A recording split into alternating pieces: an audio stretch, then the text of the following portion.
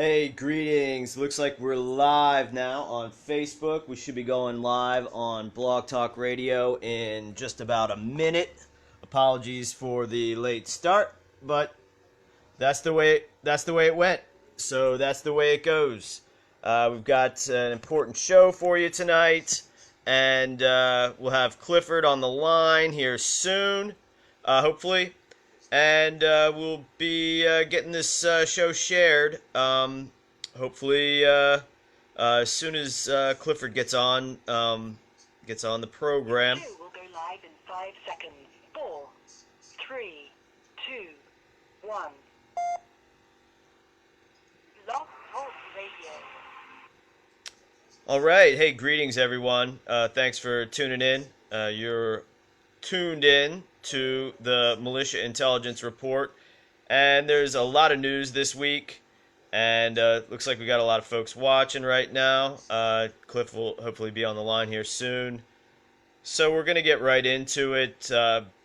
It's kind of scary today. I don't know whether other folks are getting distracted by impeachment, but that seems to be yesterday's news, because the coronavirus, which is an obvious biological warfare agent that was patented in the United States not long ago, very recently, within the past 5 years, is causing havoc around the world. And I knew this was bad when I first started seeing Goldman Sachs referencing the drop in oil prices as a result of this. So we get back to, again, part of these operations are stock manipulations, particularly shorting markets, spiking and shorting, because it's just about getting whatever the most value is out of every usury-based financial transaction or action, because it doesn't have to be a transaction, it just can be an action, including, creating a quadrillion dollars with nothing backing it. It's an action, it's not a transaction. It's not, a quadrillion dollars worth of commodities for a quadrillion dollars worth of cash. That's not how it works. It just it creates money out of thin air, this criminal system. So tonight's broadcast is called Decoding, because that's what we do. We decode for folks. That's really our only purpose. Coronavirus, impeachment, Virginia militia, Revelations, as in the book of Revelations, Agenda 21. So we're going to compare what's happening today in the news with the book of Revelations, knowing that this is intentionally created and that there's more going on. We're going to try to reach that level of where we get to the bottom of what we know. And I'm pretty confident we've got a good track record. So if I wasn't providing this resource, I would be utilizing the individual who was providing this resource most effectively, and I will put the work that we do here every Friday night, and what we've been doing, I and several others have been doing, I guess for the past 15 years in earnest. And there's a record of what we say, what has actually transpired, our prophetic predictions, and also our analysis it stands up to everyone. So we'll say right now, I'll speak for myself.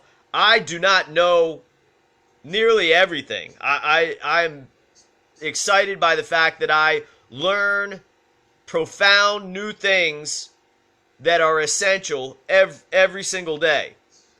However, when we make a statement in regard to what's going on right in front of our faces, geopolitically, financially, our work it can be put up against anyone. So this is just what we're doing. We're working, and we're not working with any individuals or anything like that. We'll get into that when we talk about the political concept of the militia versus the LARPing weekend warriors idea of the militia.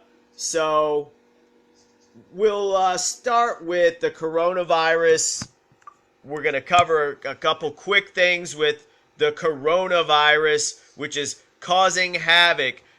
There are, it appears to be upwards of hundreds of millions of people that are on quote unquote lockdown. This was a discussion because of the coronavirus. This was a discussion that I was having this afternoon when I was speaking to someone who was not really into the news, but had to take notice of this pandemic that seems to be forming. And if it's not forming, they're doing everything to convince us that it is. And when I say they, the corporate media, the same entities that created the virus, are wishing to let us know that some sort of pandemic is forming. So we know that there's a Bill Gates connection to this coronavirus, and that it seems at this point hundreds of millions of Chinese people in major cities in China are on quote-unquote lockdown. That was the question I was asked. What does lockdown mean? And having listened to what the description was and seeing the headline lockdown at the bottom of the screen on CNBC, it seemed to me that roads were closed, that public transportation shut down, and that people were not able or allowed to leave where they are. So that is a very unusual occurrence, and we're going to get into all the biological warfare elements of this story, including the fact that I just saw something Clifford posted about the fact that this strain originated in a bioweapons lab. Cliff, is that correct? So there's been a lot of stuff. The misinformation and disinformation campaigns are absolutely disgusting, but there are so-called independent fact checkers saying that it wasn't created in the lab and the patent is wrong. But it's similar to when they obfuscate about the fact that there's... I'm not asking what... right. Sorry, Cliff. I mean, but because I want to elaborate. Okay. I'm trying to give context. Okay. I'm trying to clear the mud. Right, but... So okay, go ahead. There have been two labs... There have been two labs in China that have been associated with the virus that are bioweapons labs. Right. Okay, so what I think is every time that they're creating one of these, and so yes, it has been created in a lab. I got sanctioned by Facebook because they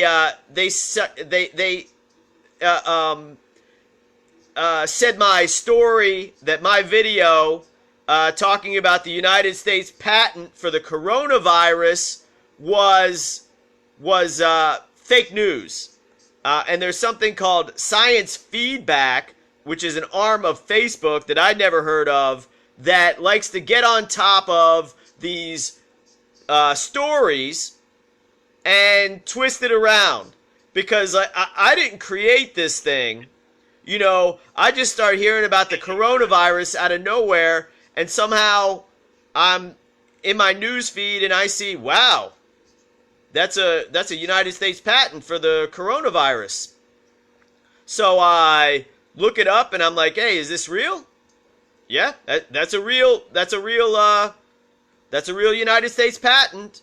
and, check the sourcing. Yeah, see it in several different sources. So it's for real. So I go, okay, well, let me go with this story because obviously this is bioweapons. Because when Clifford was talking, when I saw that post about Clifford, this is a mainstream media story saying that this coronavirus was created in a bioweapons lab. So they're distinguishing. But what I know is that everything is weaponized and everything is first for military purposes. Your vaccines, your highway systems, your biological virus creation labs. There, whether it's Fort Detrick, Maryland, or whether it's Virginia Commonwealth University, or whatever university or private institution is in your city or town or village, that is a weapons lab. Okay, so let's get some headlines when it comes to the virus. First, UK patients admitted. There's 2 cases at least now in the United States. So we know that. Here we go. Coronavirus, U.S. patent for biological warfare. That's a video that I made, but here I'm looking right at the patent.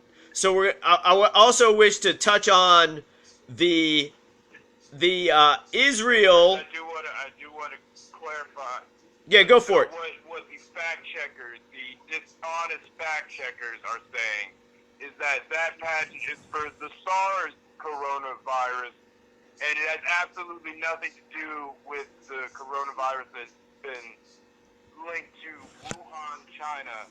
But as we said, all the governments work together, and if there is a lab in Wuhan, China, connected to the virus that is a bioweapons lab, and there's already a U.S. patent, it's just them trying to be pedantic and dishonest. It is them being dishonest under a guise of being pedantic.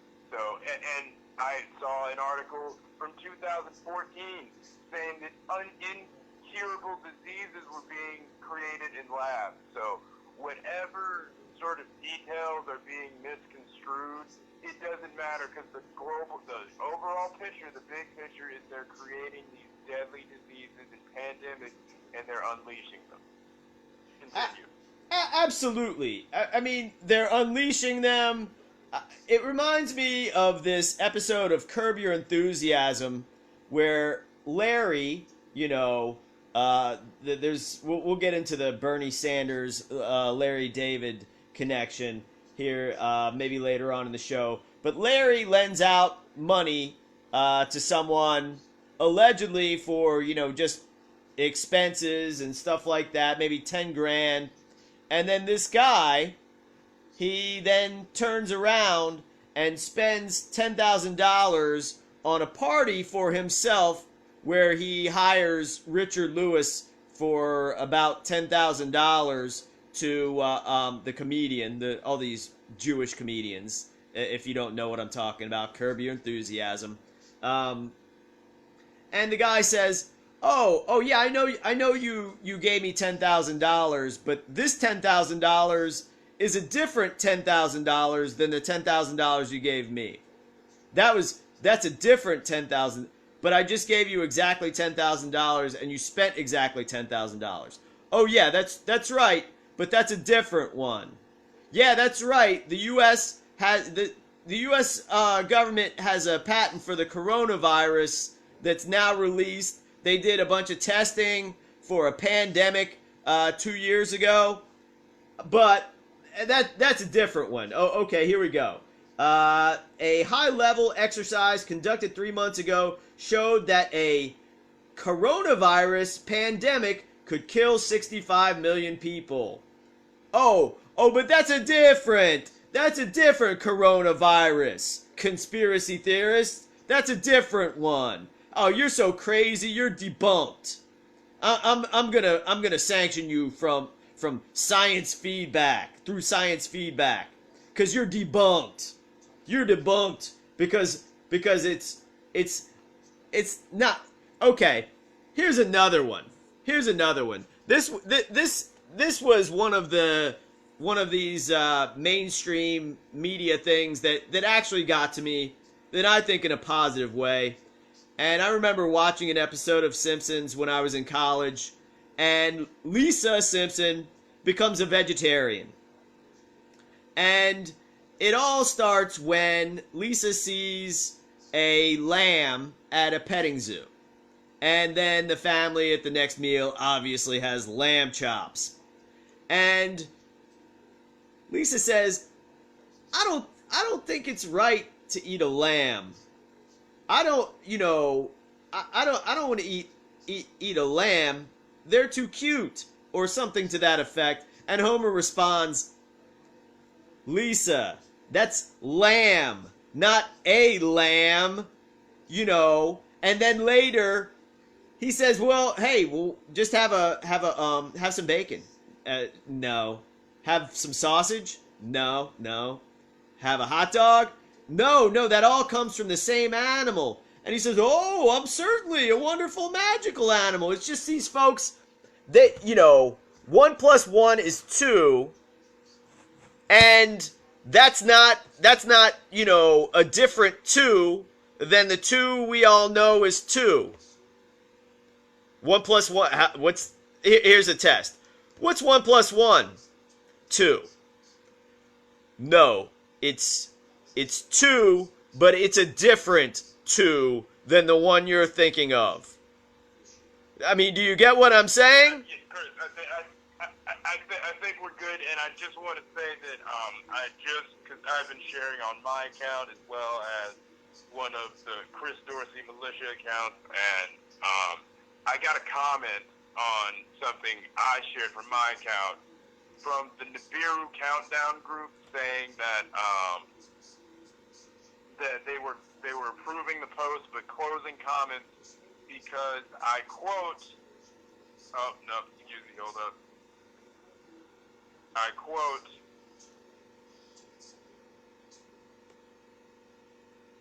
I'm approving this and closing comments. I personally feel that we need to draw our own conclusions, says Paul Willard. Okay. I don't know what that means, but... I'm not sure what that's about. Yeah, oh, okay. I see. Maybe... I mean, is that because, like, they're getting nailed by negative I mean, who knows? But in any event, hey, that's cool. Like, that's fine with me. I mean, generally, I don't have any problem. If it weren't for, it reaching more people, I would close comments on everything. I would definitely do that. So that's cool with me. I don't care. I appreciate it. Thanks. I agree. Okay. Everyone should draw their own conclusions. I don't know. What's your thought on that? I mean, I'm fine with that. I don't care. Like, the comments, it's like 99% of the time the comments are garbage. 1% of the time they're excellent. Yeah, so that's the thing I was neglecting when I was processing that statement, because I mean I like open discussion because then I can better refine my ideas by hearing other people's thoughts. But yes, on DARPANET usually the comments are not there to refine your ideas, but just muddy them. Just to muddy it. Yeah, muddy everything up. So yeah, I was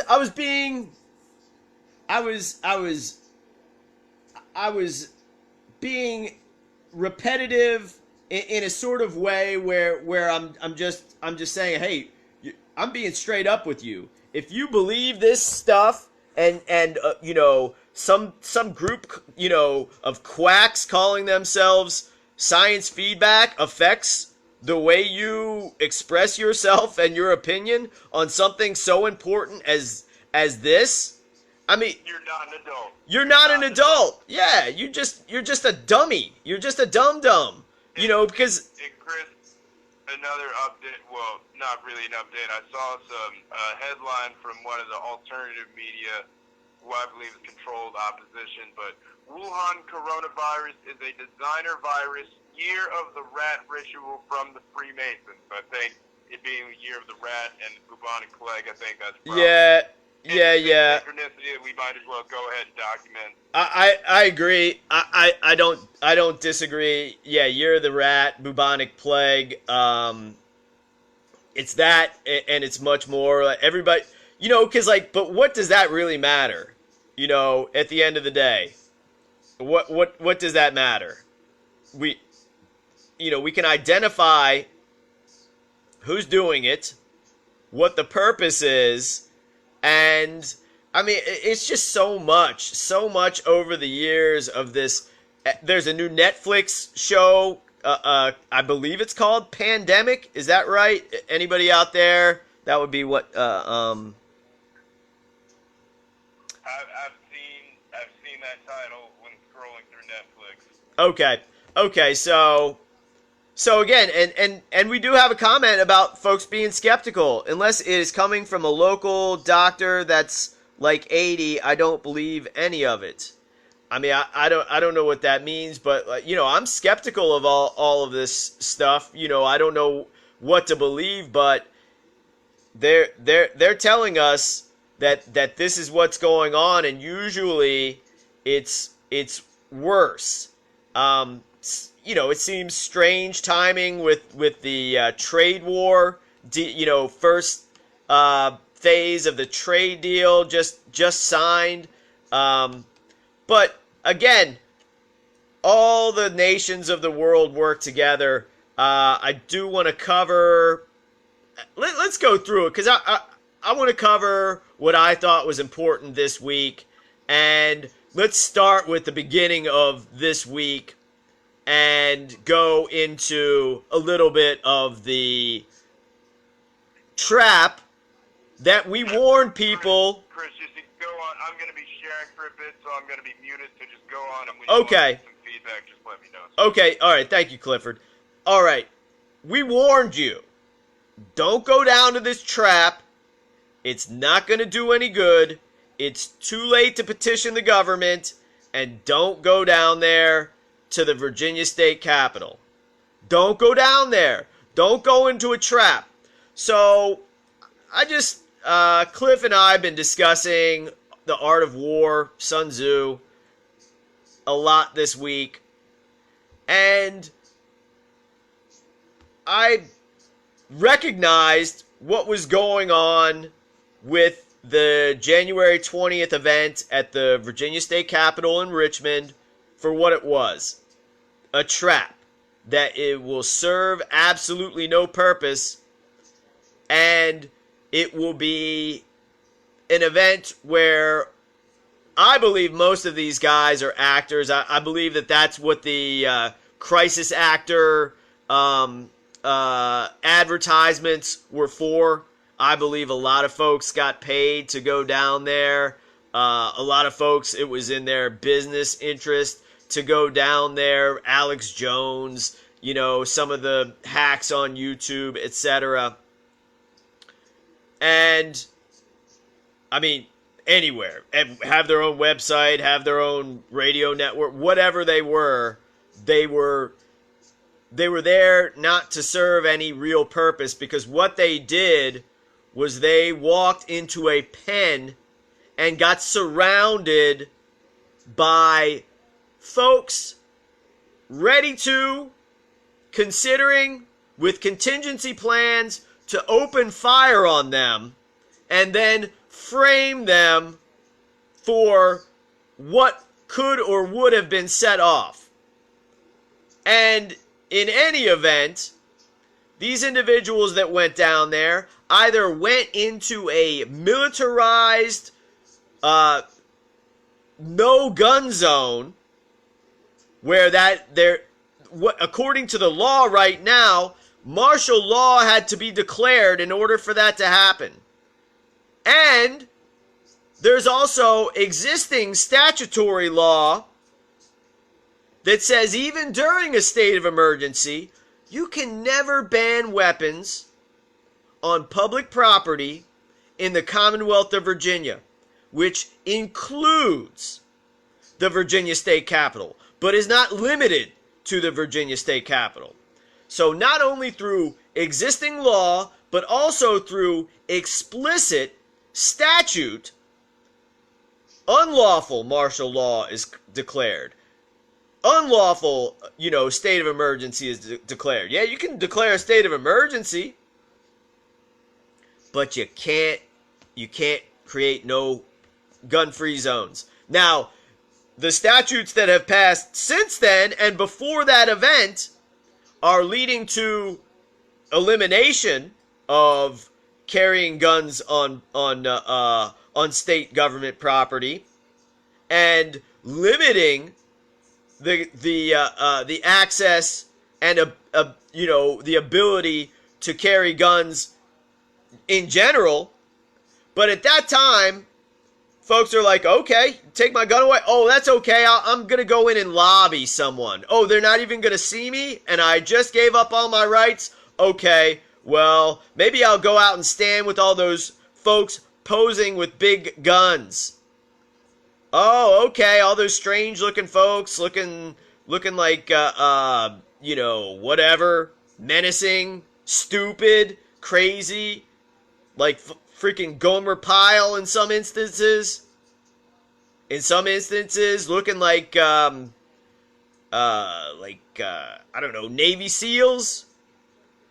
But in any event, they're all posing with guns, and they're all, I'm talking about the demonstrators, surrounded by a military perimeter, which nobody documented that I saw. Can we see that?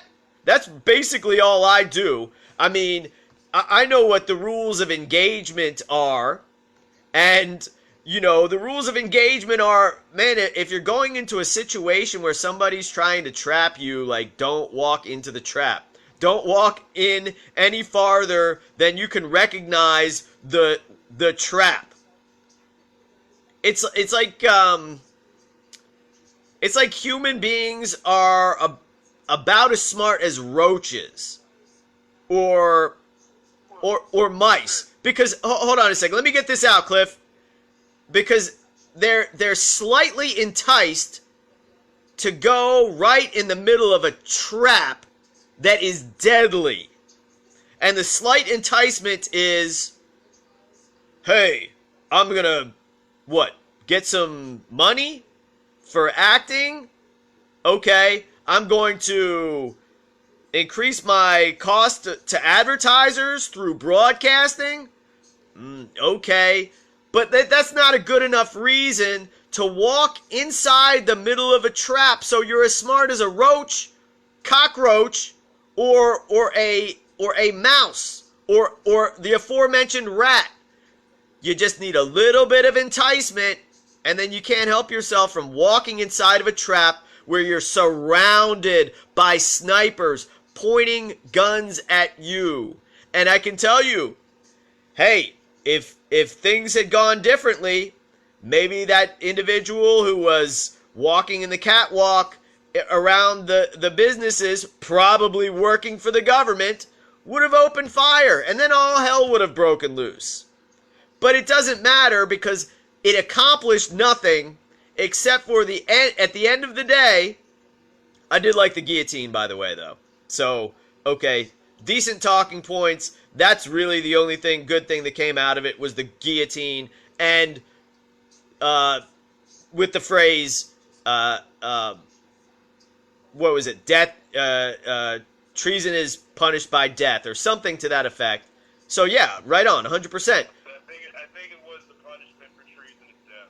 The punishment for treason is death. Death is the punishment for treason. Right. So like maybe if somebody was gonna like do that and then have that be the only message instead of like the 22,000 people making all life freaking difficult for everyone in Richmond, they closed off all the freaking roads. The cops, they just get a bunch of overtime, and then they get to, their bosses get to scheme against us. But hey, we told you don't go down there, you morons.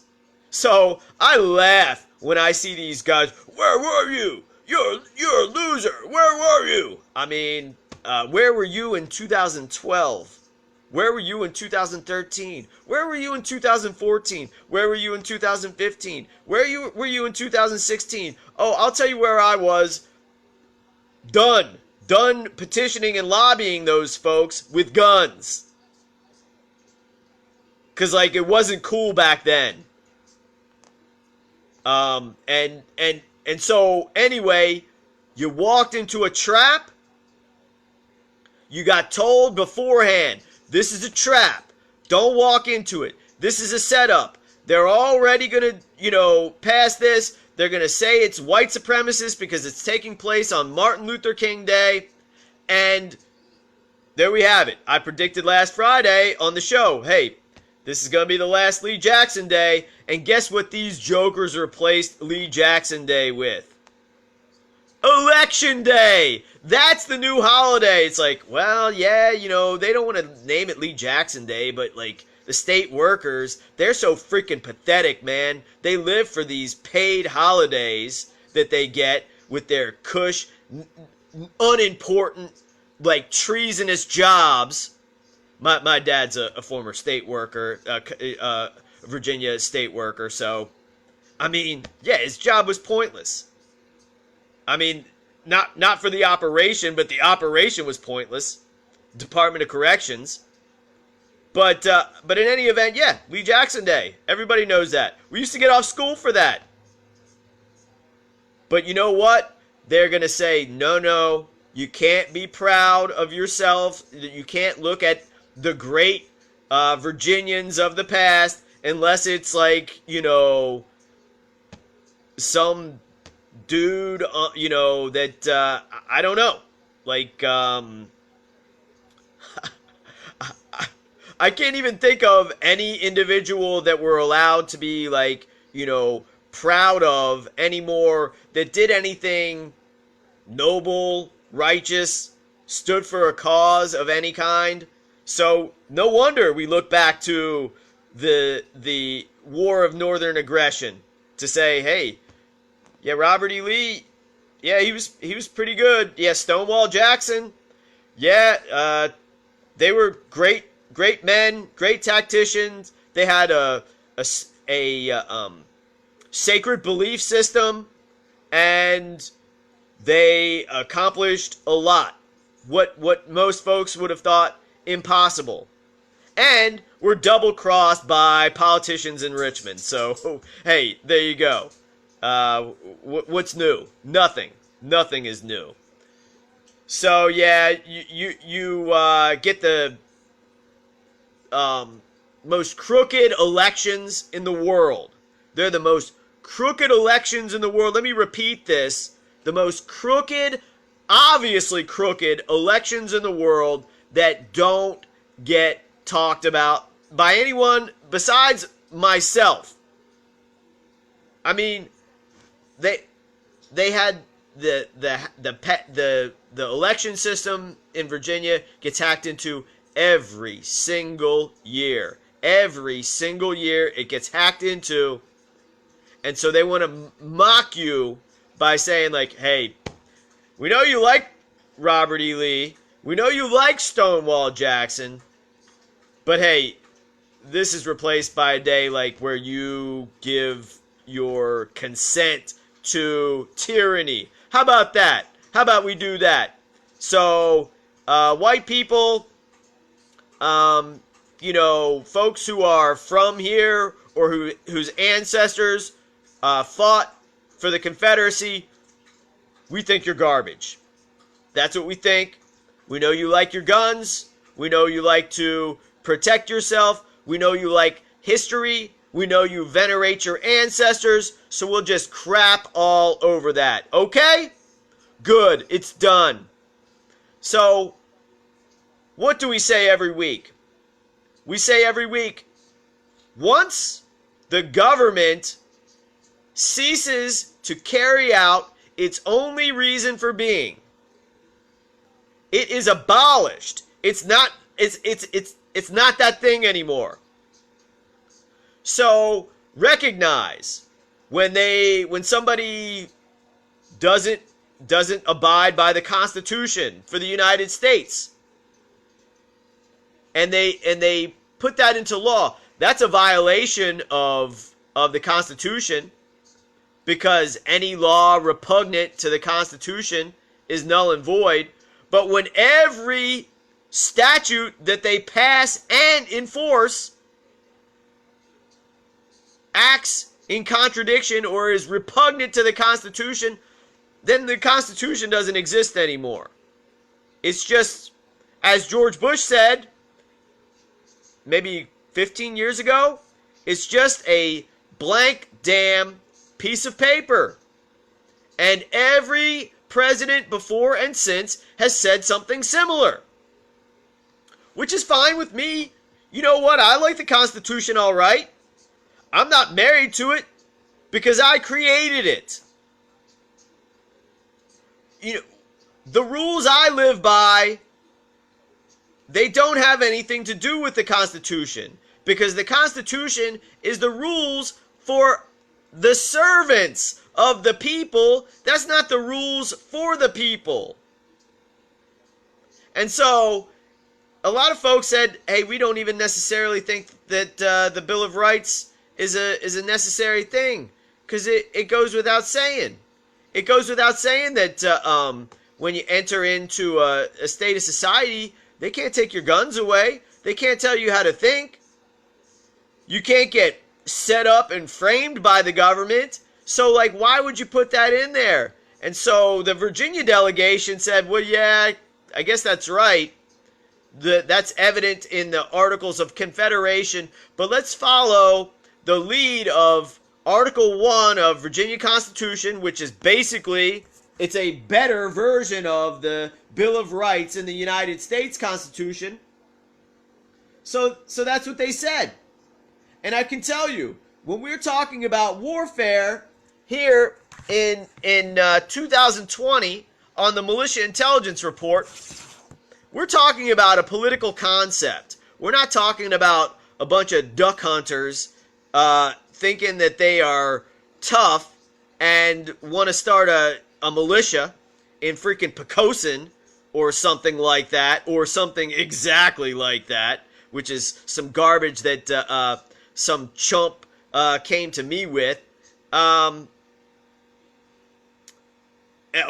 cop, and other associated journalists, not associated with me, but more associated with this January 20th thing than me, or this General Assembly session than me, already handled that guy, Yonk. But in any event, that's not what it's about. It's about wielding the weapons of war so that the government cannot enslave the people and wipe them out, carry out genocide, control their thoughts 100% through operating in martial law and enforcing duress, which is the only reason anyone complies with anything that the police do, except for a small percentage of the population. If you're going 70 miles an hour in a 55 mile an hour zone on the highway, and some cop came up behind you and flashed its light, and you could voluntarily pull over or not, would you ever pull over? No, you would not. And you would be a freaking idiot to do so. And what do? Then they pull you over, and through the fact that they are armed and believe wrongly that they can get away with killing persons, and they can get away with killing persons, but they can't get away with killing people. So, and they've killed a lot of people, and they're not going to get away with it. But the only thing they're doing is carrying out armed robbery. When are the police not carrying out armed robbery? I want to see that. When are they not carrying out armed robbery? When do they ever catch anyone? When do they ever do any good for anybody? The answer is they don't.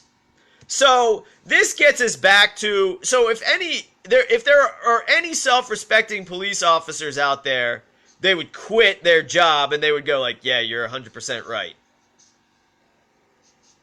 And if they do anything to help anyone, there would be a million other ways to do it better without the police, without the entity that calls themselves the police, because policing is an action. It's not an institution. So we're talking about the weapons of war, not the individual's right to carry around a gun, which I mean that goes without saying. That, you know, it certainly went without saying at the time. Let's see what we got. Let's read some quotes from the Constitutional Convention. Here we go. This is from an article from 2014 from the New American. Some chump got on my case for posting this article with these quotes in it, and it's so annoying. I have so much disdain for the public. I just don't know how else to say it, because I post this article. It's very important. And basically, you can miss out on what's important, or you can pick it apart. And so this guy responds to my post, my social media post, just with 2014. It's like, yeah. And the most important part of this article comes from the 17th century. So what? If it's from more than a month ago, it's not relevant anymore. I mean, but in any event, you know, just how these freaking chumps operate on this DARPA apparatus is like, yeah, some of it's like paid government agents, and they're just thinking about ways that they can be as obnoxious as possible, and some of it is just, man, that's just persons being persons. Here we go. During the ratifying convention, during the Virginia ratifying convention, James Madison described a standing army as the greatest mischief that can happen. Hey, you know what they say about James Madison? They call him the father of the Constitution. That's what they say about James Madison. So for all you constitutionalists out there.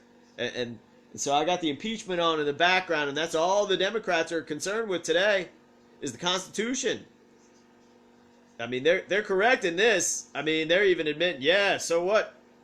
Biden might be corrupt. Well, bring Biden in so we can get two birds with one stone there. Get Biden, impeach all y'all's selves. It's too late. We're already ahead of you, though. His colleague and fellow delegate to the Constitutional Convention, George Mason, put a finer point on the quote, which is, a standing army is the greatest mischief that can happen. This is the quote that Mason is putting a finer point on.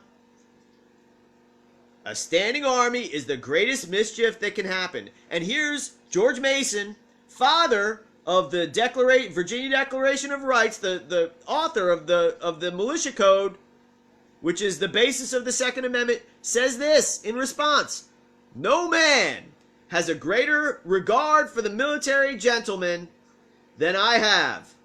I admire their intrepidity, perseverance, and valor. But when once a standing army is established in any country, the people lose their liberty. When against a regular and disciplined army, yeomanry are the only defense. Sick yeomanry, unskillful and unarmed. What chance is there for preserving freedom? Give me leave to recur to the page of history to warn you of your present danger. Recollect the history of most nations of the world. What havoc, desolation, and destruction have been perpetuated by standing armies. Okay. We'll continue. In Federalist, number 29, Alexander Hamilton echoes not only Mason's warning against the standing army, but his solution to the threat as well. So, if you only know Alexander Hamilton from a Broadway play, you don't know anything about Alexander Hamilton. So we'll go here.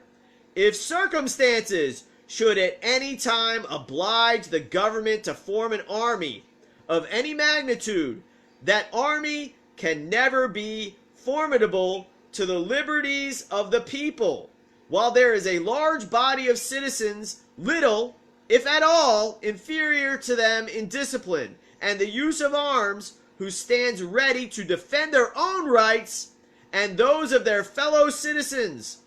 This appears to me the only substitute that can be devised for a standing army, and the best possible security against it, if it should exist. Okay. So, I'm just going to grab the Constitution and read this part like I've done so many times before. And we're going to get to the trifecta of everything, because next we're going to talk about the Bank for International Settlements. So we're going to talk about we're talking about things, and we're taking it to the degree where there's no other point of discussion. It's running right into the brick wall of, hey, this is what the Constitution said, this is what the founders said, and they were right. And it's not that they were so brilliant, even though they were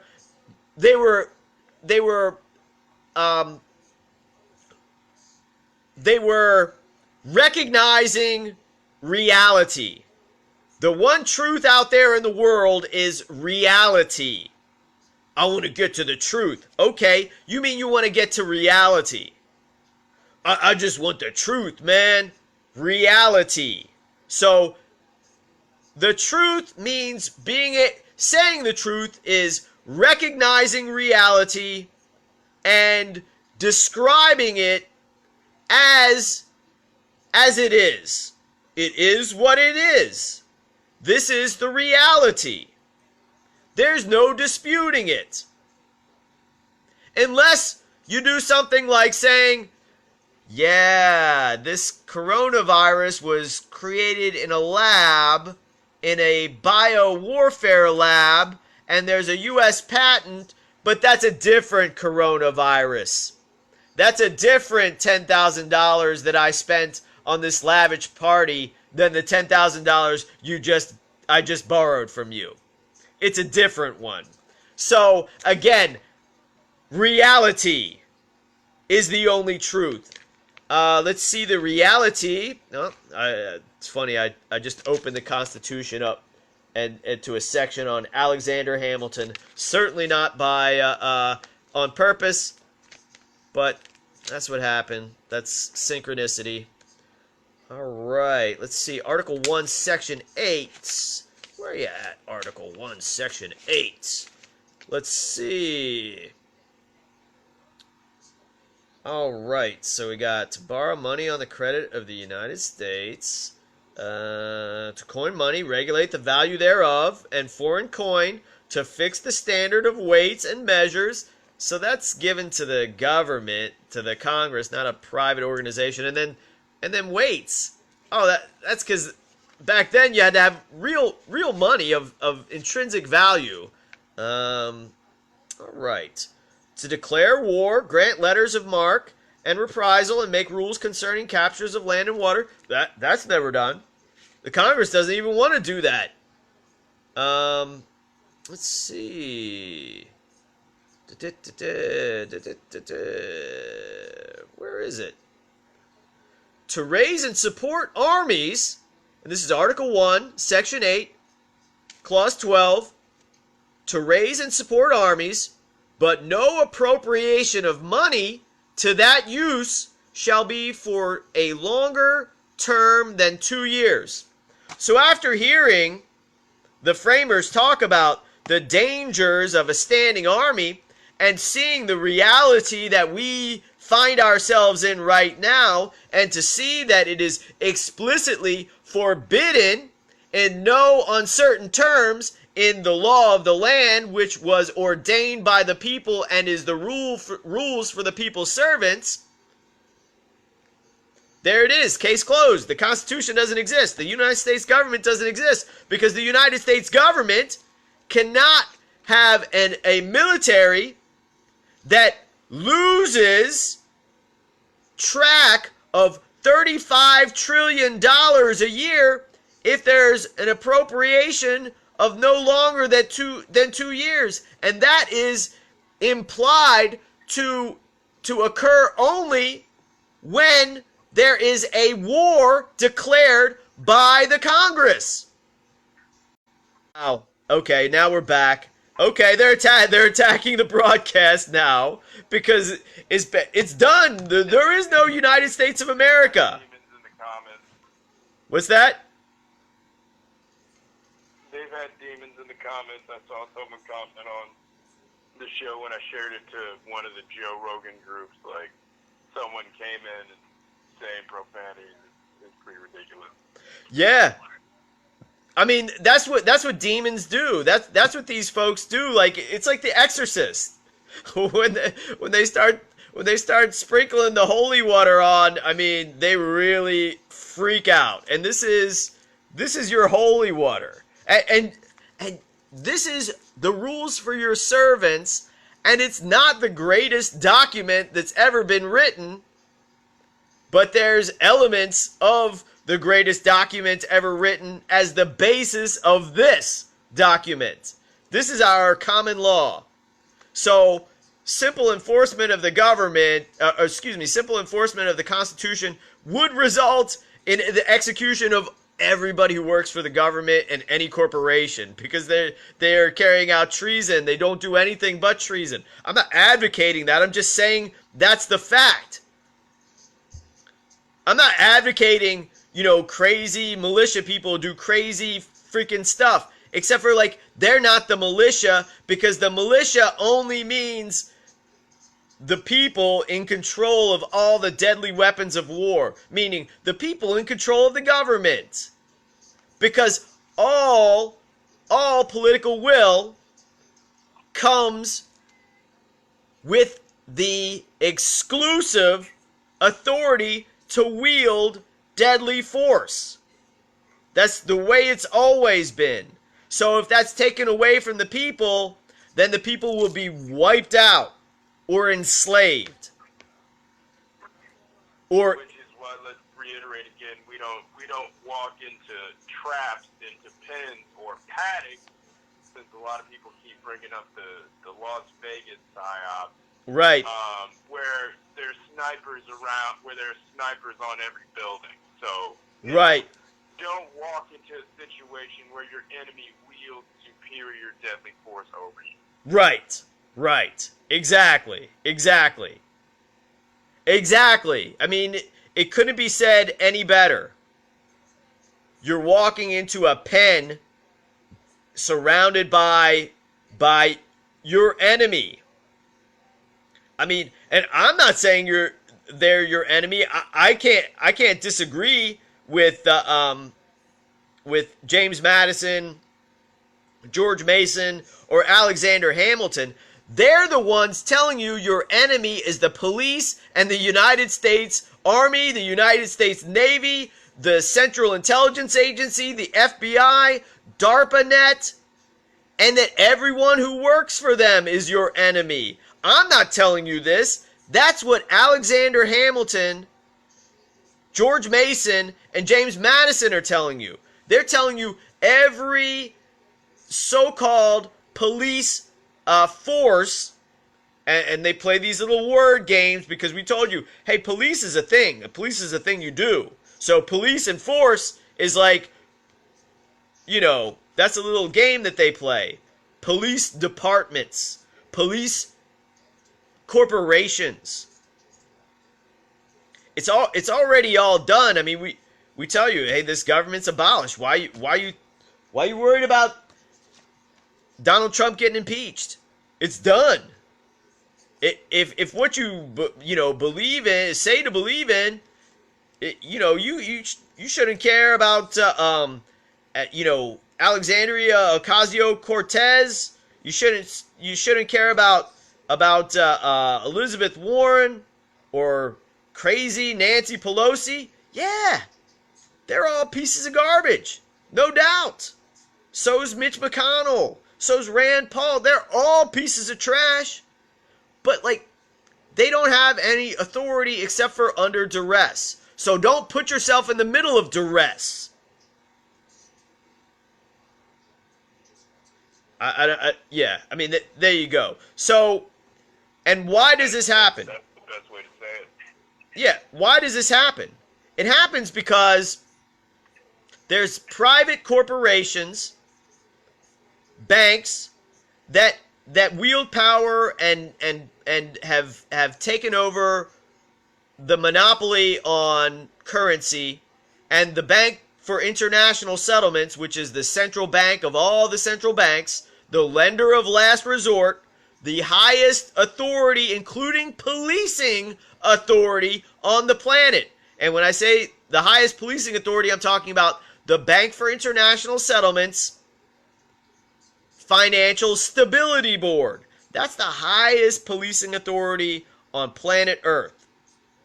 So we know that. If you haven't gotten up to speed, stop watching this. Look up the Financial Stability Board and the Bank for International Settlements, and then you'll be right up to speed. It's very simple.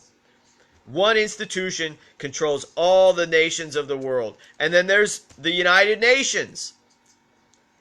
So that is who is wielding authority. And the United Nations has something called Agenda 21, which is a massive population control and genocide agenda. And so, you know that. You know it. So everything is subsidiary to that. The coronavirus is part of it. The Virginia gun grab is part of it. But it's not. The whole thing is more important. The Federal Reserve Bank and the Bank of China, they're part of the Bank for International Settlements. But the whole encompasses the Federal Reserve Bank, the ECB, the Bank of Russia, the Bank of China, the Bank of England, the Bank of Israel, and all the nations of the world. And through that, they even control those banks and nations too, North Korea and Iran, that are not signatories to the Third Basel Accord, which is sets the capitalization rates and monetary policy for every central bank in the world.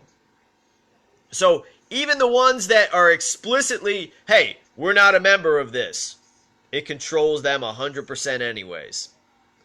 So that gets us into Cliff. Remember we were talking about last night, Cliff and I were talking about the fact that when I'll make a video, immediately I'll see somebody else make a video that completely contradicts it. And I made a video about the United States. It looked like Army, but it could have been Marine Corps. I'm not sure. But the United States military, a military convoy of the United States, guarding and escorting a Russian convoy to take over a base from the United States in Syria. So we saw last week. More or less shift swapping. Yeah, shift swapping. You know how it's like you swap out shifts. Exactly the best description. So the U.S. military and the Russian military are shift swatching. Shift swapping, and the U.S. is guarding. The Russian military's on the road, and the U.S. military is, being the wingman. creating a military perimeter in order to protect the Russian convoy. So I made a video about that. Let me see if I can find it. And anyway, as I was saying to Cliff, what invariably happens is I'll make a video, and then very soon, not saying that my my video was what made the reaction, but that last night I was checking out the comments, and it was telling me that to watch a video that said U.S. military blocks Russian military in Syria. And so I watched that video, which had 70,000 views. And my video was called U.S. and Russia Incorporated Military, One Entity Under the Bank for International Settlements. So try to dispute that. But then this video, in the playing right after my video in the automatic feed in the suggestion section on YouTube, completely contradicts that in the title. So then I look at the video, and it shows nothing of what it claims in the title at all. It looked like there might have been a traffic jam caused by Syrian locals, and that there was absolutely no evidence that the United States was blocking anything to do with the Russian convoy. It's absolutely absurd the way they do that. The misinformation campaign is getting very desperate. And they're mocking us. Or maybe it's always desperate. Well, what gets me is the fact that, we can put out great work, and because YouTube has reduced by 70% the amount of quote-unquote controversial content, basically we put the truth out, and then they put out a lie, and it gets like, 10 times, 20 times, 30 times, 40 times the amount of views. And also, one thing that I did like about this video, and now I can't even find it, is the fact that the comment section was just basically eviscerating the video, saying, it doesn't show this at all. It doesn't even look like there are any Russians in this video. It looks like a traffic jam. It looks like a traffic accident, that has blocked the road in front of a convoy, which I'm certain happens all the time. And then comments further stating, the Jews control Russia and the United States. This is all BS, etc., etc., etc. So there you go. Maybe some folks aren't fooled that much by it, but they are shameless. They're shameless in their lies. And here, let's see if we can. Oh, sorry. Let's see if we can watch this video and show you. This is a good part. Okay, there's the American flag right there. There's the Russian flag. This is in Syria. We know this. Okay, so in real time, see American flag. You see a little bit more of it now. Okay. And there's another Russian tank. There's a Russian transport vehicle. Does that have a Russian flag on the side? Oh man, this. Well, one of the ones coming up soon has a Russian flag on the side that you'll be able to see. But in any event, this is what we're seeing. This is, see, there you go. There you go. So, okay, there's another vehicle with the Russian flag on the end, and then there'll be a tank that comes up at the end with the Russian flag. I think it's 3 vehicles behind. Yep, we're starting to see it now. American Humvee running flank, guarding the movements of the Russian military because they're partners in Syria. And here comes the guy, in case you forgot that it was Russian and U.S. together. There you go. There you have it. So that's reality, and that is the one truth. And that is reality. There is one truth, and that's reality. So I know what I'm seeing. That is from, I believe, like 5 days ago, 6 days ago, when that actually occurred. So there you have it. U.S. and Russia Inc. And don't say just because I left out China and every other country that I don't include that as well. U.S. and I'm just saying in this particular thing, the folks that everybody's worried about are going to nuke each other and are having dangerous confrontations at sea that there's no evidence of.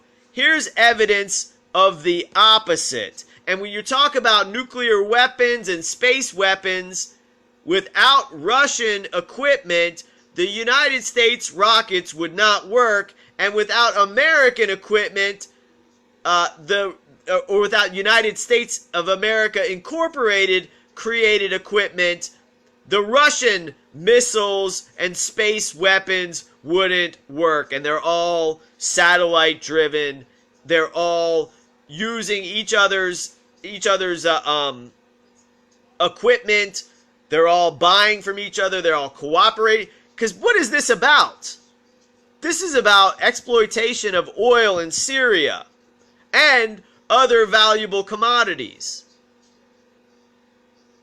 You know, I hear some yahoos talking on the television all the time about Russia this and Russia that, or Russia is our biggest enemy, and you know there's a live shooting war in the Ukraine, and we've got to give these Javelin missiles to the Ukraine so they can defend the rest of Europe from Russia. That's what I'm hearing. Like, you know, I know what I'm hearing when I'm hearing it. Like, that's what people know me for. That's why they put me on TV. Into the time of the season, real quick, and why we're seeing this. Yeah, go for it. Go for it. Sort of the continued shift in narrative. So we've got the new moon in Aquarius today, and so new moons are good for setting intentions for the future. And we're also getting deeper into the age of Aquarius 2020. So it appears that there's a shift going for as America being, once again, swapping shifts of which branch of this criminal Zionist financial military apparatus is going to be holding the weight with the, as many want to call, imperialist conquest. Who's going to be holding the weight for carrying out full spectrum dominance? And now, in saying that it looks like Russia might be getting more weight for the criminal Russian government, I do think it will be a slow process, and that the United States centered military-industrial complex is still, and because it currently is still doing many and most of the military operations. So I think that, because that's something they've been talking about, like, as long as I can remember, that Russia becoming the new superpower. When we say new superpower, it means it's just the sort of main department a lot of things are being run out of. Yeah, I think so. I think so. My point with all of this stuff is, I believe I haven't changed from when I saw and thought was a great resource, the movie called Ring of Power, where they describe it as the city-states that rule the world. Now, you know, they use Vatican. I think maybe that is being replaced by Jerusalem. But basically, it's DC is the military headquarters, London is the financial headquarters, and the Vatican is the spiritual headquarters for this one world government entity. That's what they say. And one thing I would say is, like, you can make arguments against the Vatican or Rome being the spiritual headquarters, but you can't really make an argument against Washington, D.C. being the military headquarters, because that we still, the Washington District of Columbia government spends countless times over more on military than does China or Russia. Now, are they catching up? Are they allowed to spend their money more effectively with less waste? Do they have less waste to operate under? Maybe. I don't know. Like, I'm not behind the scenes, but I know what the public record says. What has to be on a reality level? You know, they have to create quadrillions of dollars. They have to have trillions of dollars worth of expenditure, because they have trillions of dollars worth of cost. So they do it, and there's a public record. So I really think it's it's a funny thing, because it gets back into this red, white, and blue thing. Red, white, and blue flag, American flag, red, white, and blue Russian Federation flag. Now China is, red and gold. But in any event, yeah, I mean, it's something to look into, but not something to dwell on. But I think Cliff's seasonal references and astrological references are key to all this, and it's same as it ever was. This has always been the case, and it's never not been the case. So when we get into the stuff about Israel directing martial law and war in Virginia, it gets back into Russia. It's like, what country are these Jews, quote unquote, so-called Jews, operating in? United States, number one. Israel is their crime state, their ethnic group's crime state, and Russia, Ukraine. That's more where they originated from. So let's take a look and segue here into, and the reason we're saying this is because we've already verified and convicted this mob, this ethnic group's mob is behind all of the governments of the world, and they're pulling the strings from behind the scenes. Many ways, through operating out in the open, through being ethnically, quote unquote, Jewish, Khazarian, and hiding that fact too. Let's see here. We'll maybe run a little bit more video if we can get it, and I'll just do the commentary on the video, because we should be able to just see what's happening. Okay, so here, this is about the Israeli unmanned systems, naval and avionics. And this is a partnership between the Commonwealth of Virginia and the Minister of Defense for the State of Israel. And this is an event that's going to happen between February 3rd and February 6th. And it's because Virginia is a headquarters of military industrial complex corporations. And so what we know now is that there's robotics involved with most of what is going to go on with warfare. Just harken back to a couple weeks ago with the assassination of Soleimani. So this is at the invitation of Governor Ralph Northam. The Israeli Minister of Defense is bringing a delegation of 20 Israeli companies with autonomous systems avionics, and naval technologies to the Commonwealth, February 3rd through 6th, just like we were saying.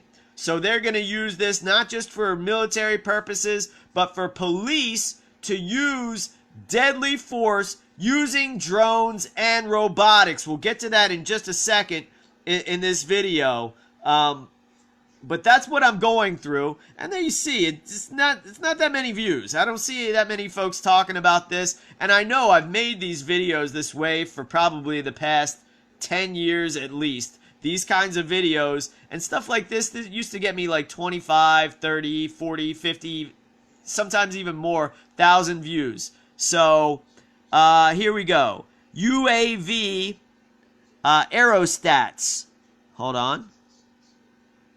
Counter UAV sea-based unmanned systems for National Guard, ports, and Coast Guard law enforcement. Securing critical infrastructure using fiber infrastructure. OSTINT, unmanned system. Police/SWAT, intelligence. Event management. Just like we were talking about, Cliff. Isn't that crazy? The Israelis are coming to Virginia. The Israeli Minister of Defense is telling us how to manage events here in Virginia, just like we had. Breaching, training, robotic, lethal, and non-lethal intervention. So it's like lethal and non-lethal, and we've covered the non-lethal, deaths by non-lethal means of police force in the past, so there you go with that. Port security and intelligence, detection of undersea threats and intelligence, blah, blah, blah. City and county resources and infrastructure management and event response management. Oh my gosh. Artificial intelligence, yeah, absolutely. How's the impeachment gonna turn out? I don't know. Like I said, it doesn't really matter because the government doesn't really exist. I'm just watching it because it seems to be like something interesting on TV. It's what everybody's focused on, and it's right now I'm still leaning it to end sort of like Clinton's impeachment, which nothing came of it. He didn't get convicted. Right. It doesn't matter. They're all puppets. Like, are they the ones deploying the lethal robotic measures? No, that's the Israeli Minister of Defense. He's the one calling those shots. Right, he's the one that's calling those shots. Donald Trump's just a puppet for them, and also so is all the Congress. So, you see, that's the thing that's left out in all of this. If they impeach all the Republicans and all the Democrats and all the independents in Congress right now, then maybe we'll start talking.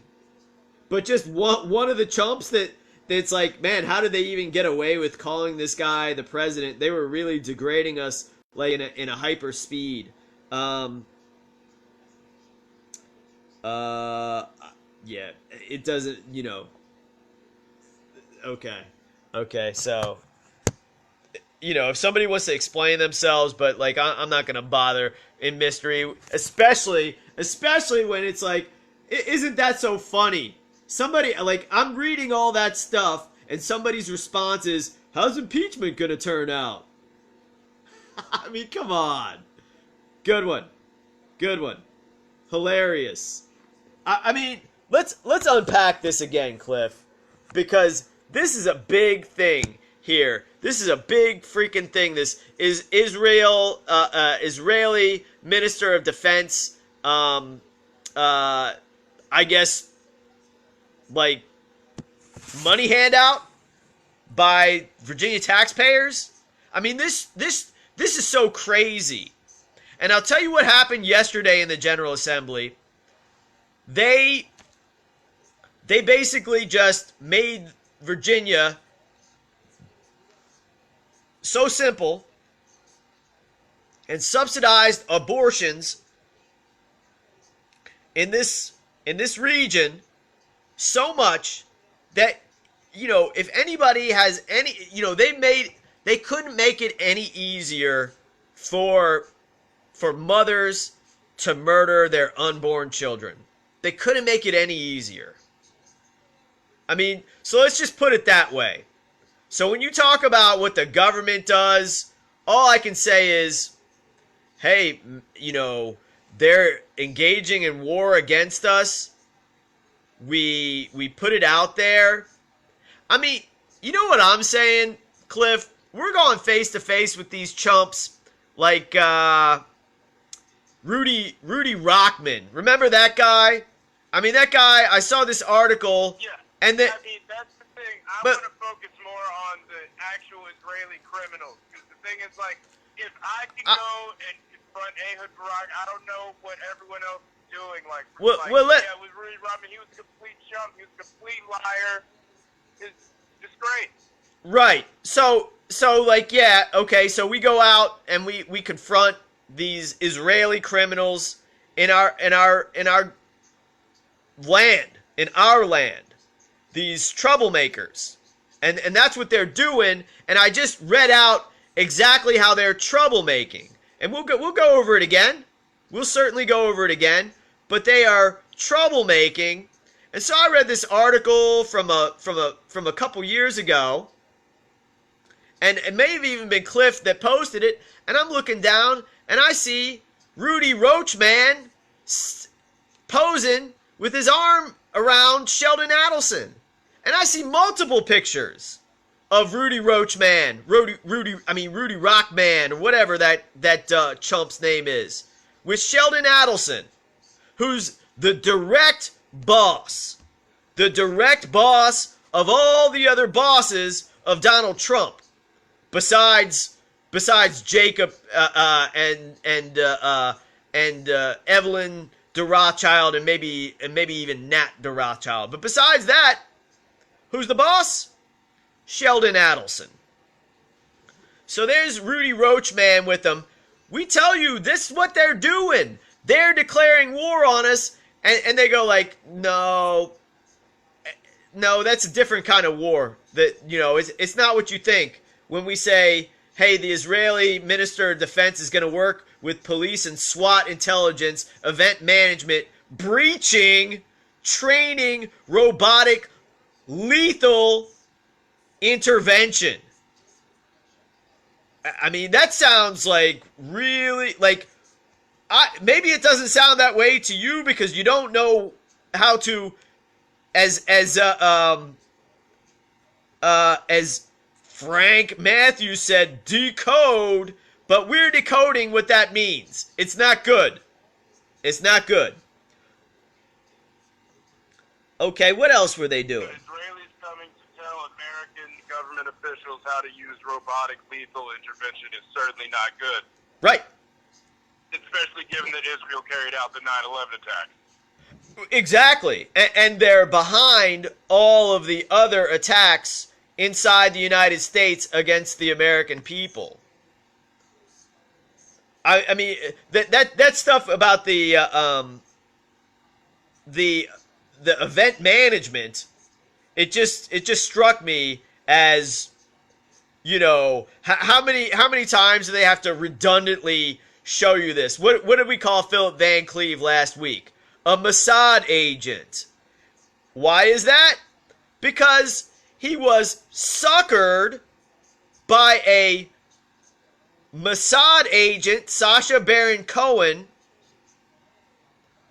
playing a fake Mossad agent named Aaron Morad or something like that, into doing something that put at risk and made look silly all the individuals who believe in our God-given constitutional rights here in Virginia.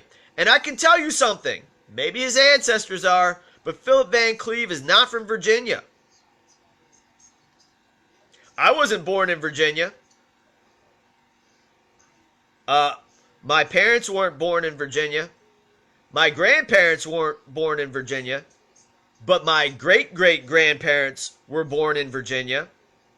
So, and again, this guy, I don't know that he has anything to do with Virginia or anything like that. My fourth grandfather was among the last members of the Virginia militia. And he was the guard that guarded John Brown before his execution for treason. in Virginia, in Charlestown, Virginia, which is now Charlestown, West Virginia. So, and that's another thing I want to address here. So there's this another psyop out there telling West Virginia counties to, or Western Virginia counties, because of the unlawful gun statutes in Virginia, to join West Virginia. And what I would say is, if we did have like a representative government, which we do not have a representative government, it shouldn't be a garbage, trash, non-existent, not real entity like the so-called West Virginia that joins Virginia. It should be Virginia's property, the Commonwealth's property. And when I say the Commonwealth, I mean as in the English common law, Commonwealth should be restored as it was, instead of doing the opposite of what should happen. So if the counties of West Virginia joined Virginia, then Virginia would overwhelmingly, to a point where they could not rig it up, be against any sort of gun control. It would make the relevancy of Arlington, Fairfax, Falls Church, etc., it would make it null and void. It would make it moot. Their will would be non-existent. And certain parts are much better land than the swampland around D.C. So, which includes the swampland around Northern Virginia. So anyway, a little bit of aside for me on that. Let's get back into why the Israeli defense minister is going to be making treasonous deals in Virginia on my birthday. Okay, what are they doing? These companies can provide homeland security, law enforcement / SWAT. Why do they have to say /SWAT? I mean, anyway. And is that different from law? I mean, it must be. There is no real law enforcement in this country except for what you're witnessing right now.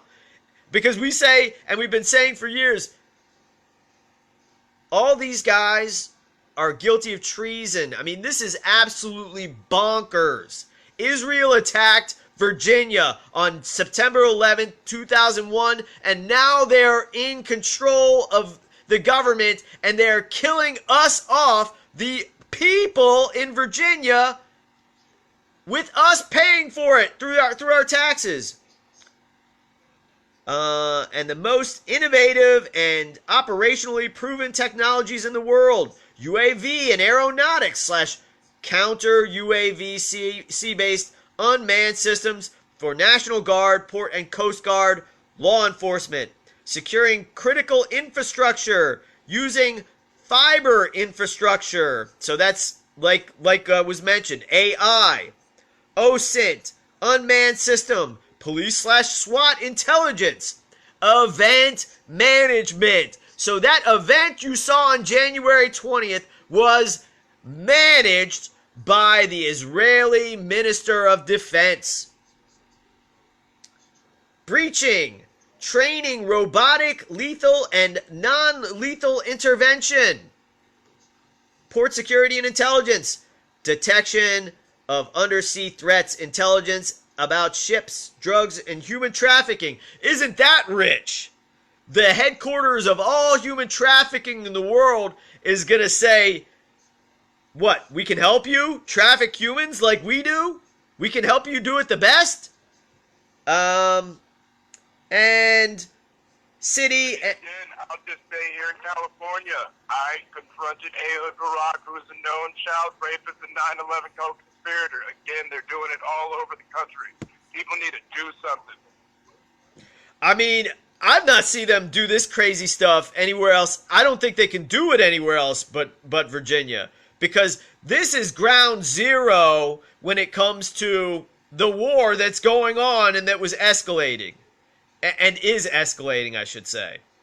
So this is the ground zero for that. What I mean is they come and they show their faces and they promote their garbage everywhere in the main Zionist meccas like in San Francisco, Chicago, and now they're really rubbing it in everyone's face in Virginia now. Right, and this is right when they say you can't even have your guns.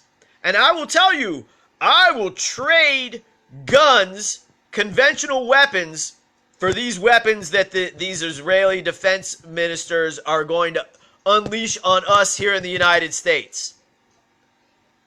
See, that's what this is all about.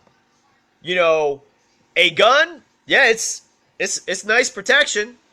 I mean, when you're walking down the street and you're confronted with a heavily armed and criminal population like we have here in the United States, so that's when a gun is good. It's good then. It's not so good when dealing with UAV aeronautics.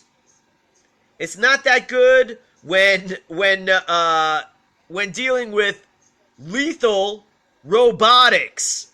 It's not good. It's not good with lethal robotics. That means like those killbots, weaponized drones, everything that you would need to annihilate an enemy. You can't do that with a ragtag, Stripes reject crew. Oh, that was the other thing. It was like, man, what's that guy? You know that guy? I don't even want to like promote the guy, but the guy with the big sniper rifle in Richmond. I was like, man, what's going on? Why do I keep thinking John Candy when I see this guy? Why am I thinking John Candy? He doesn't really look like John Candy. What is it with John Candy? He reminds me of a melding of John Candy characters, including the one from Stripes. So it's like, okay, Stripes theme. I've seen the guy, I've seen the Jokers that go out in the past and have done Clockwork Orange themed attire on Lobby Day, because a lot of folks like to show off on Lobby Day. Let's see. Yeah, that's right. That's right. Yeah, I mean, yeah, the hate speech thing is pretty bad, but I mean, I don't know what else to say except for, yeah, I mean, we used to reach a lot more folks, and they've really tamped down on that, and it's been effective. It really has. It has been effective, but hey, we do our best. I don't know how many folks are going to watch this. Probably equal or more amounts to that watched the videos the first time out, on there. And then we have Live Leak, BitChute, other places that our videos are. So I guess they're spread out more than it was when it was just videos on YouTube. But hey, I don't know what else to say. Maybe we can move forward by just saying like, hey, we repudiate every bit of what this government's all about, and I don't know. It doesn't take it. The same folks that are inventing the these devices, they're not the same folks that are the pitchmen that are distributing it, and they're certainly not the same mouth breathers that press buttons to operate the things. So our only hope is to get control of all the weapons of war. I mean, that's it. And when I say our only hope, that's like, I mean, I'm not working with anybody except for like this political concept. I do have a lot of things, a lot of political ideas. I believe that we should have dual citizenship with all major Western European countries to counteract the power of the Rothschild Zionist crime state of so-called Israel. those are just some of the ideas. We are removing all consent, and we never really effectively abolished the government. I guess on an individual basis we did, but the government only exists through deadly force, and they tell us in every document of English common law that the rule must come from the consent of the governed, ordained by the people, and that the magistrates are servants, the magistrates being the government entities, not just the persons, but the entities, which would include any incorporation within the United States of America.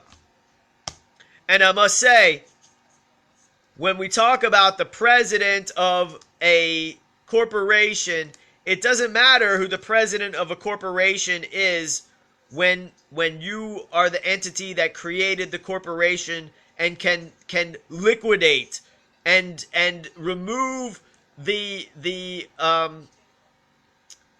bona fides of the corporation. So I don't know if folks are really getting what we're saying out there, but we're going to continue to say it. Cliff, well, thank you, Mark Latchison. These are things we think deeply about, and we notice when stuff goes on, and it's not something like we came out of nowhere 4 or 5 years ago and are willy-nilly all over the place, flip-flopping on everything that we used to stand for, like everything that we've been saying for the past 10 years. I remember hearing folks 10 years ago, 12 years ago saying, Chris, you're so redundant talking about the Bank for International Settlements. You're so redundant talking about how all the governments are controlled by the Jewish crime network and they all work under the same structure. Because, you got to be a dummy not to know that. They're telling you that. They're telling you that unequivocally. And as we always say, they're telling you that unequivocally and denying what that means. It's like, well, yeah, the SWIFT system, yeah. Oh, so they bring up the SWIFT system to say, oh, well, that's Iran didn't want to be removed from the SWIFT system. That's when they got in check. It's like, oh, wait a second, Iran's a part of the SWIFT system? And what's the SWIFT system? Well, read the Militia Handbook and you'll find out, but we'll tell you, hey, we do have a caller here. We'll take this caller. We'll give him a real short leash. And I mean it this time. Caller, what's your name? Where are you calling from? Hey, Chris, how you doing, bro? This is Jesse Meadows. I'm calling from Ruckersville, Virginia. Okay. Greetings, Jesse. Yeah. Yeah. Yeah, what's on your mind tonight? Yeah, have you heard this? Hey, have you heard where all of our courts, or actually, if they're fraudulent, they're maritime. Sure. And the thing I hear is, at birth, instead of the actual full birth, they're cutting the umbilical cord, and then they're using what's left of the, what do you call it, oh God. The placenta? They're disconnected there, and they're considering you and I an abortion. Right. And they're putting the rest of the birth under the law that when they stamp your footprint and your mother gives you a birth certificate, that goes to the Roman Catholic Church. And then that puts us, because we don't know this, so we trip ourselves up because we don't know the black law. I mean, Jesse, hold on a second, because there's a lot, and I think there's some truth to that, and I think that there's some misconception. Yeah, I mean, there is a birth certificate, yes, and I believe that they are doing they're collecting blood, as I mean, from everyone. They're collecting, the elements of the afterbirth for everything, and yes, they are creating a corporate fiction at birth through a birth certificate. Now, whether this is whether the money flows to the Vatican, that I've never really seen proof of. So, and I'm certainly no apologist of that. I mean, I believe that the same thing goes for all clergy of the Whore of Rome.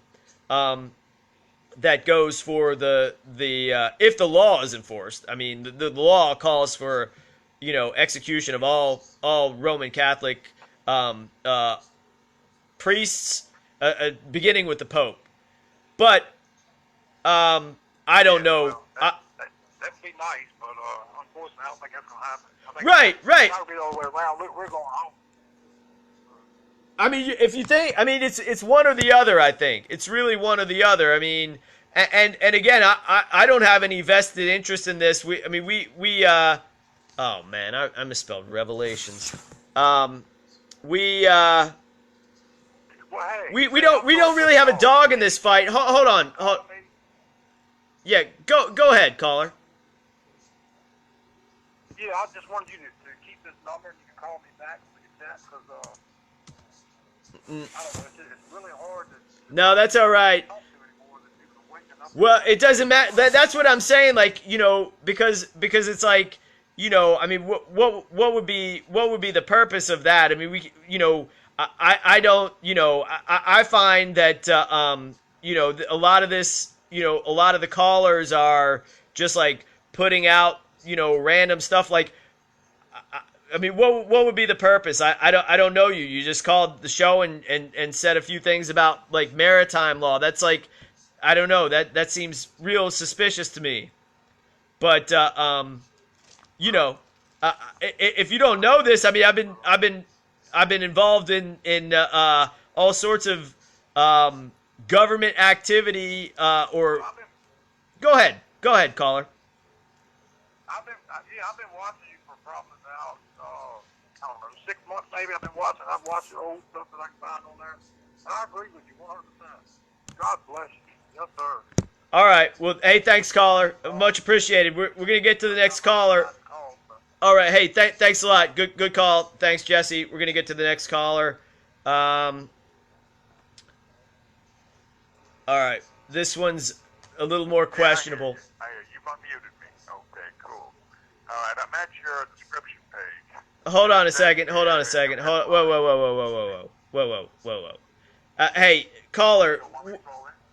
Yeah, that's fine. But yeah, usually we wait to say, caller, what's your name and where you're calling from, especially since it's not you're using like a fake number to call in. And okay. Okay, so what's your name? Where are you calling from? My name's Joe. All right. I mean, you don't have to get it. Hey, Joe. Joe Phantom, is that your name? Joe Phantom, right? Okay. Now I want to talk about your decoding the coronavirus. I'm assuming that you mean, now correct me if I'm wrong. Okay, I will correct you. Coronavirus might. I said, yeah, I'll correct you. Okay. That it might be a false flag, or it might be a red herring, or it might be something that's exaggerated in the news, or it might be some sort of an attack, either on the people of the United States or maybe on the world. I don't know, but when you have coding in front of it, it implies that the coronavirus isn't what it seems to be. So, how far on or off the topic am I? I believe that yeah, we. Oh, excuse me. Sorry about that. Yeah, we covered that.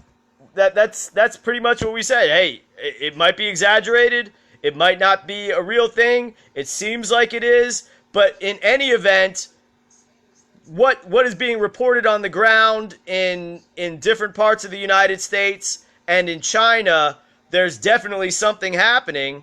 And this is also part of something that was simulated that we covered earlier in the show was it 2 years ago, where they had a simulation through Johns Hopkins University where coronavirus killed 65 million.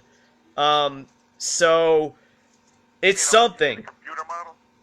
I don't know if they had a computer model. I read from some of the short.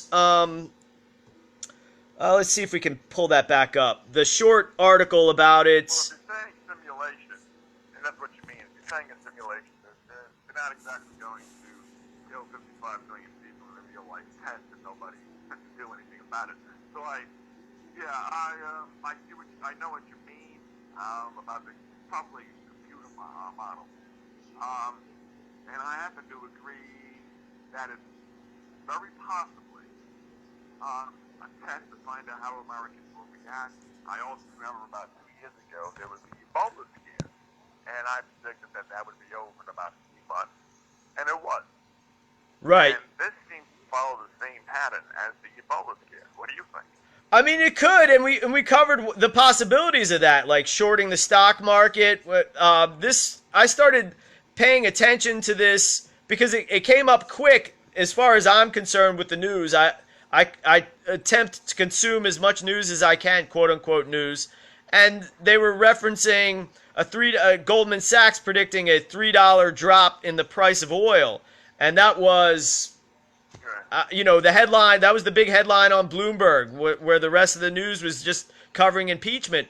So if they fake it and it's faked, I mean, they could fake part of it and really like squeeze the benefit, in the lever of power that they control. But in any event, it's kind of across the board, and this is coming near, Chinese New Year. And it's really going to affect a lot of things, and it could be viewed as a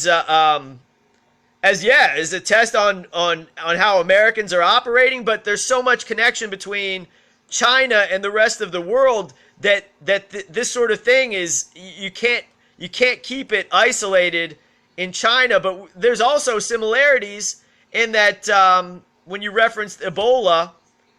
We found that was pretty verified as being created in the monkey lab at Fort Detrick, Maryland, and that was something that was kind of spreading worldwide, SARS type thing. It was the previous. Yeah. But SARS has been around for a long time, but with the Ebola virus.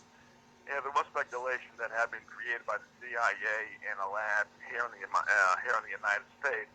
But then they were also talking about travelers from Africa coming to the United States, going back and forth, and worried about people. There was also, sorry to interrupt, but there was also a lab, a United States or it was either United States / UNESCO lab. That was experimenting and cultivating Ebola before the outbreak in Africa as well. So I believe beyond a shadow of a doubt is that they are definitely creating viruses in labs, and they're certainly disseminating them, and that this. You don't need to know all the exact details. As I was saying earlier, I saw an article from 2014 from The Atlantic, which is very reputable by the sort of mainstream standards.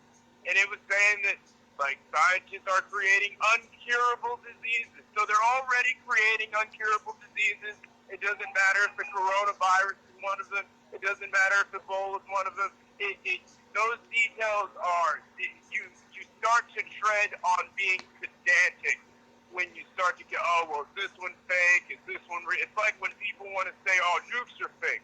Well, even if that's true, which you can make some arguments and ask some questions, we already know they have enough lethal force to destroy the planet hundreds of times. First off, we don't know that. Okay? And Well, the Atlantic, by mainstream standards, doesn't really give it credibility, along with the New Yorker and some other magazines. Well, hold on. Hey, hold on a second. Hey, Joe, hold on a second. Hold on. Hold on. Whoa. Release, Chris. Hold on.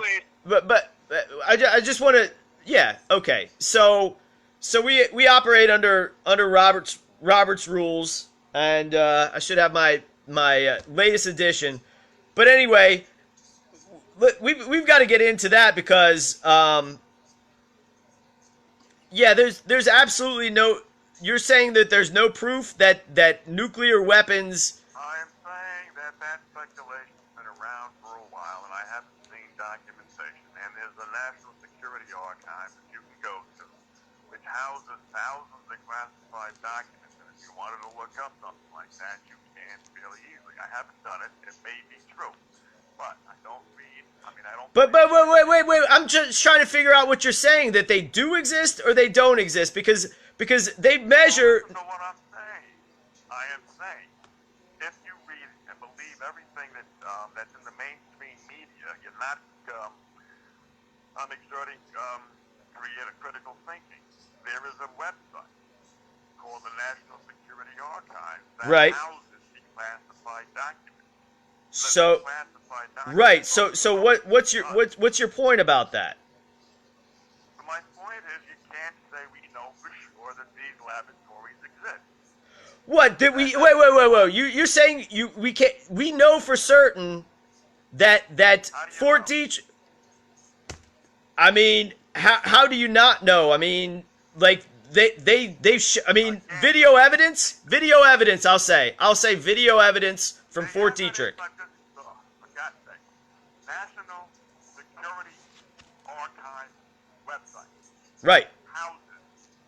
houses of the classified government documents. Okay. You have those documents. That's as close to the smoking gun as you can get. I don't need the smoking gun though. I don't need the smoking gun. Like the gun that I saw the gun fire.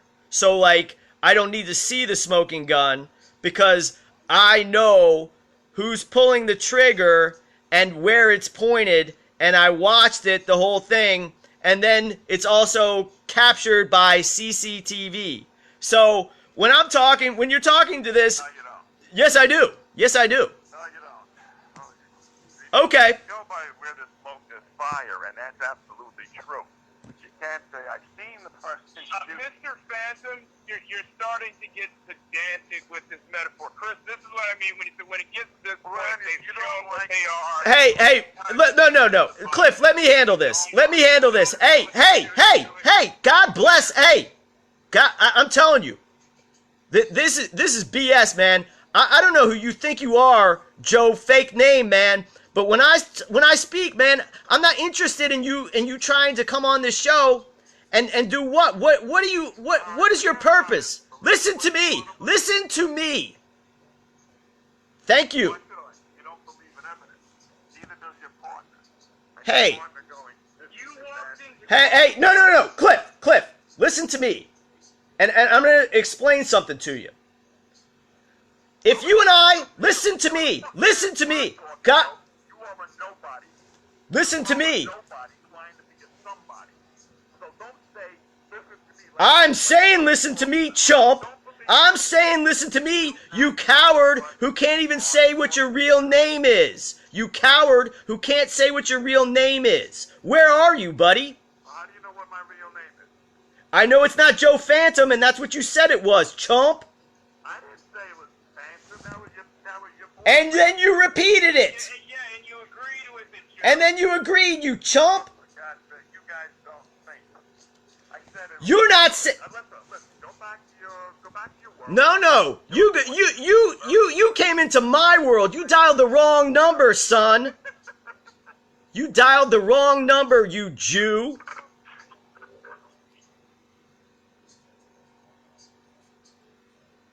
All right. So that Jew is down.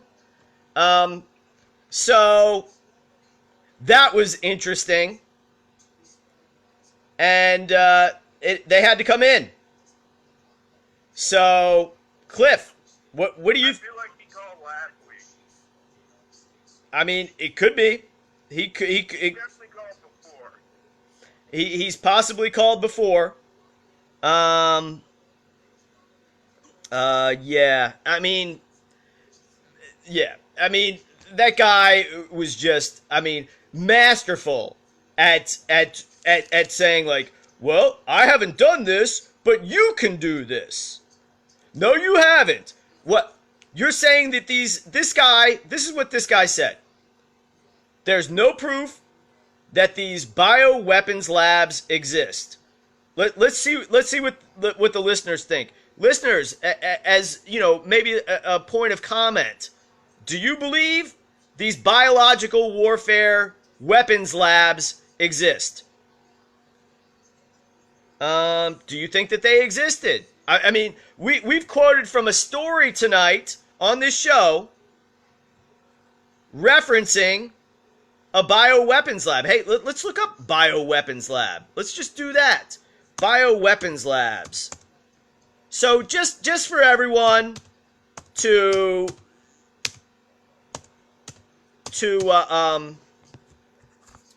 kind of see what we're dealing with when we're dealing with that subtle type of misinformation, where it was like, I didn't know what this guy starts talking and acting like he's an expert, and I thought he was talking about nuclear weapons, whether they existed or not. I was just trying to figure out what he was talking about. And then he's like, oh, I'm not sure what you're talking about, dude. Oh, here's Wikipedia is the first thing that pops up. Okay.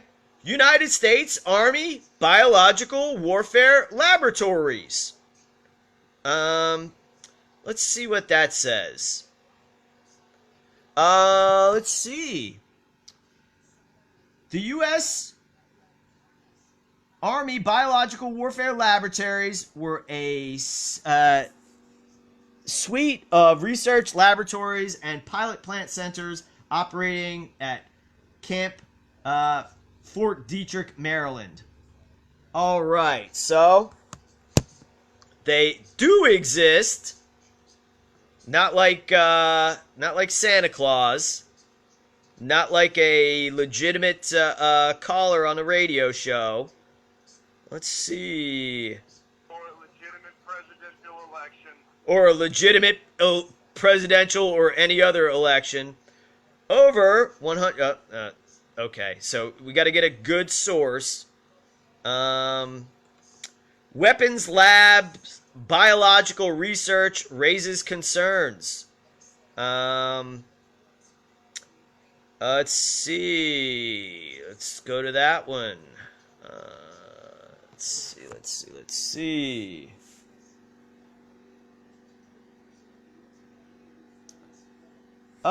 Two U.S. nuclear weapons are opening biological research labs capable of studying more dangerous pathogens, raising concerns. And this is from, trying to figure out what the date is on this. Let's see.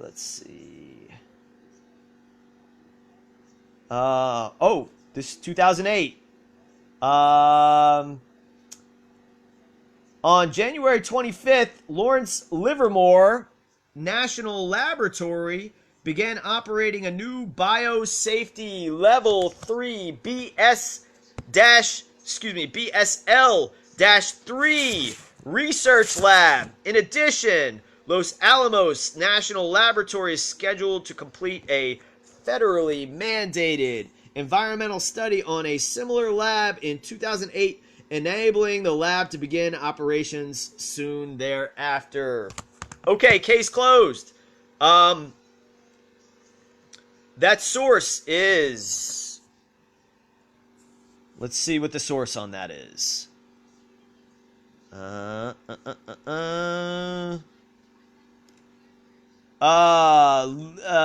Seaver, a spokesperson for the Lawrence Livermore Lab, sought to... let's see. No, let's get back to that.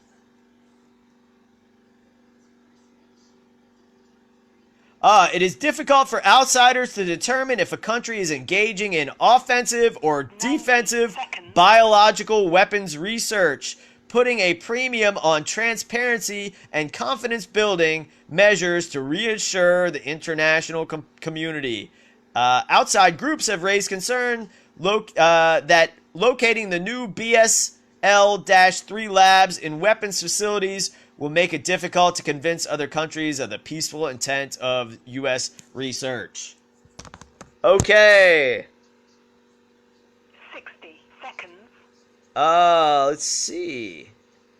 The CDC just shut a few down. Oh, Yasmin Cuellar says, at first I thought he was going to talk about the nukes too, because he did say nuclear weapon. You see, that's what these guys do. Cliff was right. Cliff was absolutely right. I like to catch him in it, and you know, I don't like all the chatter, because I know what the guy's doing when he starts doing it, but I'm gonna give him a chance to do it, and give him just enough rope to hang himself. All right, so there you go. There we have it. Cliff, we're getting near the end of the show. Any thoughts? 10 seconds. Any thoughts or any final thoughts on tonight's show? I mean, I'm hopeful, but I'm disappointed. I mean, the news about the coronavirus does seem a bit distressing, but as we sit there, I mean, this could play out a couple of different ways. I mean, it definitely seems as though we've been getting so much pandemic predictive programming the past couple of years, but I guess my niece had her firstborn yesterday, so that was good news, and which is why I'm disappointed. I find it unfortunate that my descendants are being born and are in it's still a hellscape, and that the people of the planet have not remedied this yet as commanded by law. But I still hold out hope that it'll get done, and keep faith in God. And as always, I say peace, much love, and search for truth. Hey, thanks, Cliff. I agree. Yeah, there's no hope in anything but God. God created the entire universe, so His will is always done. So I guess just everything is happening for a reason, and we can just work to do the best we can. I think this is the same caller that we had before. Jesse, is that you on the line, or is this a different caller? 434 caller. Yeah. Okay. Yeah, Jesse again. I mean, I was just listening in. Okay. Hey, sounds great. Hey, thanks for calling in, Jesse. I think we're gonna close the show down and wish everybody have a good weekend, and peace and God bless. We'll talk to you soon.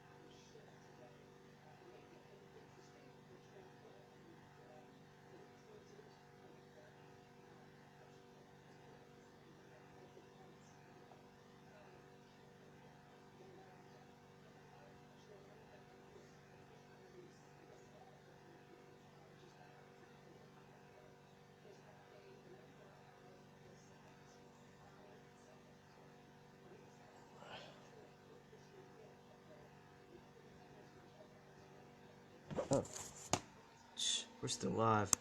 Sorry about that, y'all. Hey, God bless. Peace and God bless. Trying to finish this thing.